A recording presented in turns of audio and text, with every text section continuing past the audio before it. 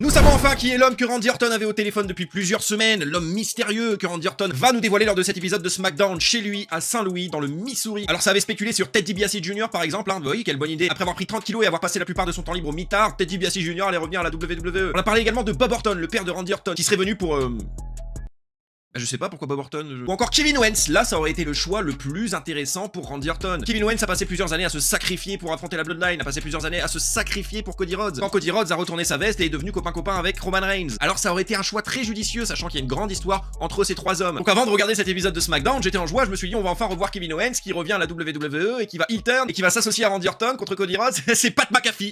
Si vous pensiez que la WWE ne pouvait pas plus vous décevoir pendant cette route de WrestleMania, bah c'est possible.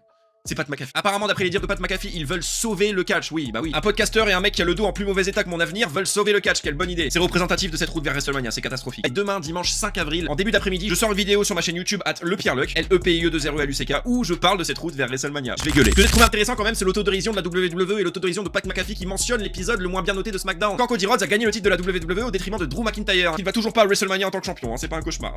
Mais apparemment, ça les fait bien marrer dans les bureaux de la WWE pour oser mentionner ça en promo dans le show. La vente des tickets pour WrestleMania n'a jamais été aussi catastrophique, on risque d'avoir des stades 3/4 pleins. Et wouh, c'est la fête chez TKO. Rhea Ripley affronte Michin, Uncle Howdy affronte Tamatonga, Aleister Black affronte Matt Cardona. Et quand vous pensiez que ça pouvait pas être pire, R-Truth et Damien Priest affrontent The Miz et Kit Wilson. Je pensais regarder un épisode de SmackDown avant WrestleMania, mais visiblement je regarde un épisode de Main Event. Ça existe encore Main Event d'ailleurs, je sais même pas. Presque 20 ans que je regarde la WWE, je n'ai jamais vu une route vers WrestleMania aussi nulle. Le Main Event, c'est Sami Zayn qui affronte Carmelo Hayes. Ah oui, on s'est rappelé que Carmelo Hayes était champion encore la semaine dernière. Ça va, il se fait manger parce qu'à la fin du match et à la fin de cet épisode, Sami Zayn se fait attaquer par Lil Yoshki. Je